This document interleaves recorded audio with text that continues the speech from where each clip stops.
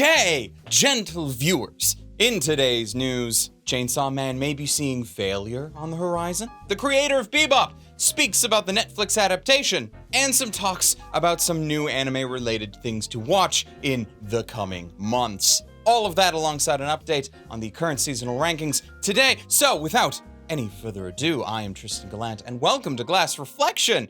Let's jam.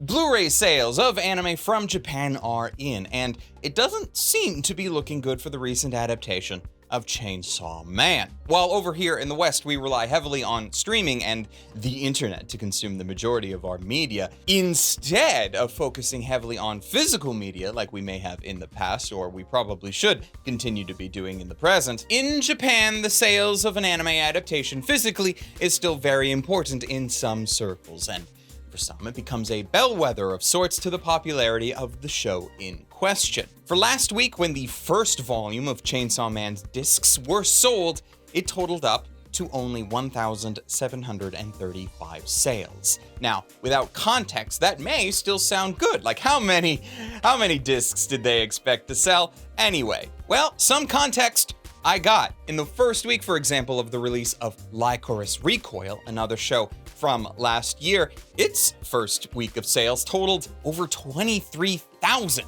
And even for the first week of Bocchi the Rock, it managed 17,000 copies. That's a lot more than the not even 2,000 copies of Chainsaw Man. However, not all of this is doom and gloom. In fact, it is quite possible that these numbers don't tell the full story, or potentially even matter at all. These sales numbers do not, in fact, account for any copies of Chainsaw Man that are being sold on MAPPA's own online shop. An online shop that is selling those DVDs alongside a whole bunch of extra goodies that may entice a lot of people who are going to be buying the disc anyway, meaning that the majority of Chainsaw Man sales may have happened over there. And we just have no idea of how well it's actually doing in that respect. And also, it is worth noting that this whole thing is being dragged into the spotlight in part due to some very vocal fans in Japan who seem to absolutely hate the recent adaptation. Now, I will say that part of this is me using translation software to get the general gist of what people in Japan are saying, but the general feeling that I've been getting is that there are vocal fans who are not at all pleased with some of the directions that this adaptation took.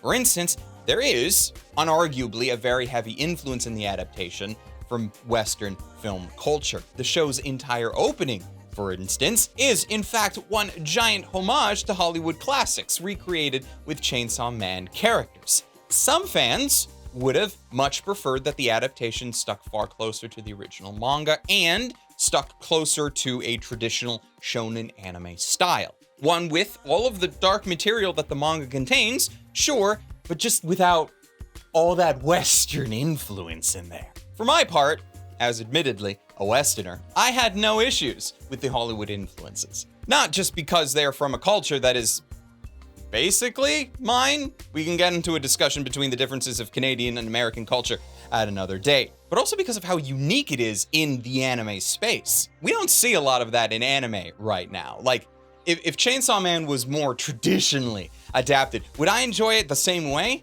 Probably not. It would feel too much like everything else. There are reasons why I don't watch a lot of shonen anymore. And I love Chainsaw Man for the influences and the style that this adaptation has. And that is still coming from someone who has read the manga. There is a petition going on in Japan by those fans to replace the director of the adaptation and force either MAPPA or some other production company to remake this whole adaptation from scratch properly. But personally, I just don't see that happening here in 2023. MAPPA may have very well gone down this route specifically to cater the show to a more global audience, and judging at least from the reactions that I'm used to seeing here in the West, they succeeded at that. Money talks, though, so we'll have to see if it pays off for them down the line. It is worrying in the respect that we don't have an official confirmation of a second season, which I would have expected at this point, but also considering the heavy amount of delays and other production issues of late in Japan that a lot of anime productions have been having,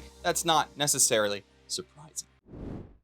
Shinichiro Watanabe, director of the anime classic Cowboy Bebop, recently gave an interview about his life's work over on Forbes, and a comment about the recent Netflix adaptation was included. Prior to this, Watanabe has made virtually no public comment about his thoughts on the live-action series since its airing, either because no one asked him, or maybe he had some kind of agreement or just polite handshake with the creators or Netflix, as he was loosely involved. When asked about the Netflix adaptation, Watanabe said this: "For the new Netflix live-action adaptation, they sent me a video to review and check. It started with a scene in a casino, which made it very tough for me to continue.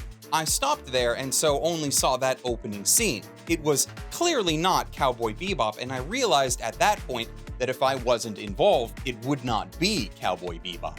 I felt that maybe I should have done this. Although the value of the original anime is somehow far higher now." Netflix's adaptation of Watanabe's work has received massive amounts of criticism when it arrived here at the end of 2021, and since then has largely been forgotten about by fans because, surprise, it in many ways was forgettable compared to the original anime. But Watanabe could be seen as having called it before anyone else and distanced himself accordingly. Despite being listed by Netflix as a creative consultant for the show, which who knows what that actually means, Watanabe is quoted in 2019, 2 years before the show's release, as saying, "I read the initial concept and provided my opinions, but I am not sure that they will be reflected in the final product. I have no choice but to pray and hope that it'll turn out good. Also, for Cowboy Bebop, I don't have any right to stop it.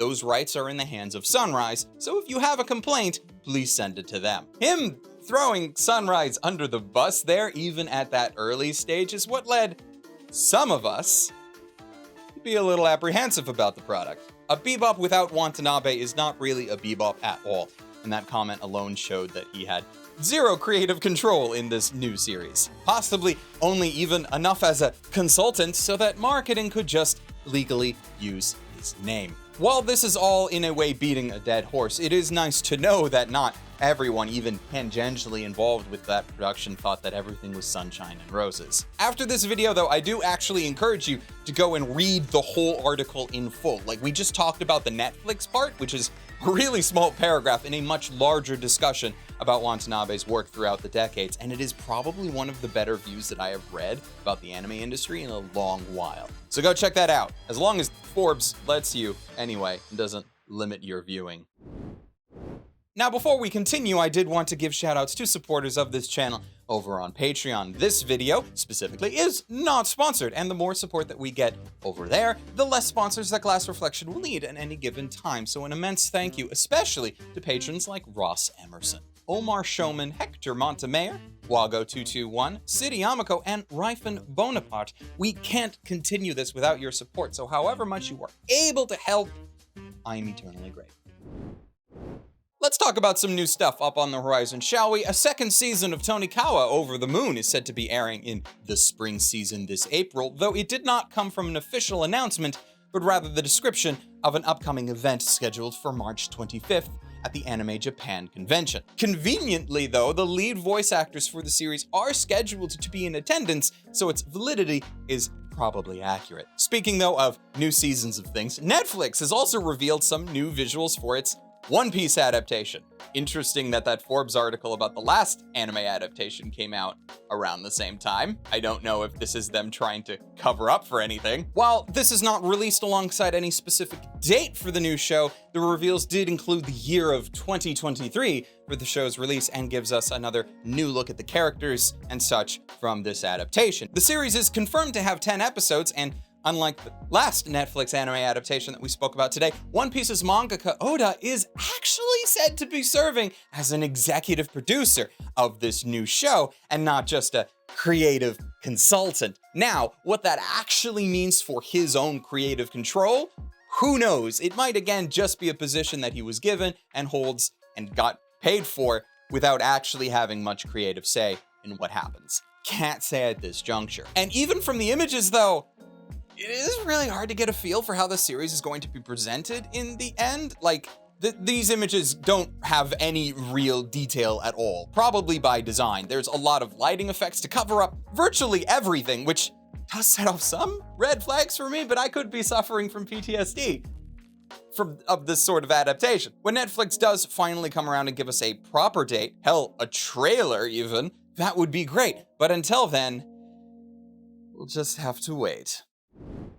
Following up from last week where we checked in on the chart from Anime Trending about what shows are spiking people's interest, this week, the magical revolution of the reincarnated princess and the genius young lady retains its top spot, but we have a lot of movement otherwise. The Angel Next Door, Spoils Me Rotten, and Tomo-chan both move up a space as Vinland Saga sinks down to 4th.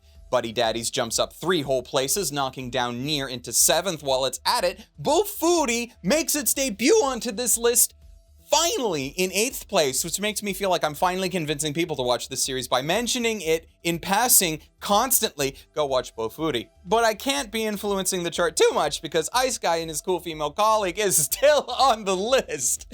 Sure, it's in 10th place now, the lowest that it's ever been this season, but I still don't get why it's there over a bunch of other, personally speaking, much more interesting shows from this season. I will say though, Spy Classroom, which last week was in the 10th spot, has since been kicked off the list entirely, and that's not really surprising when you consider that even last week it was barely holding on after a 4-position drop from 6th to 10th. Looks like further episodes of that series did not endear people to it. I am personally glad I'm bailed on it when I did. Apologies, however, to fans of that show. I hope you enjoy it a lot more than I do. If you want to know, however, which shows from this season I am following and such, I did put out a seasonal overview of sorts over on the channel earlier this week, though in retrospect, I probably should have used a different system for rating those shows. In the video, I used a pass and toss system where pass is good, like you passed the test, congrats, and such, and then I just tossed out whatever I didn't like. Silly me, however, because on YouTube, there's this format that exists called Smash or Pass,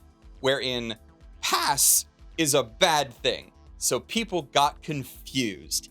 That's on me. I'm gonna have to change that for future seasons. We'll figure that out. As far as Anime Trending goes, if you want to participate in their ranking, there will be a link in the description for their weekly voting. And we here at Glass Reflection are not sponsored by Anime Trending in any way, shape, or form. I just think that what they're doing is neat, and I like looking at their charts every week. And that's it for our show today. I know that we haven't been doing a lot of news as of late because I had to spend a lot of time doing that seasonal video, and upcoming I have a couple other videos in the pipeline, but we will be coming back with more news either later this week or early next, so stay tuned for that. And the best way in order to make sure that you do see it is to subscribe if you haven't. Hit the like button if you enjoyed the video, and until next time, whenever that may be, ladies, gentlemen, and others, watch more anime and stay frosty.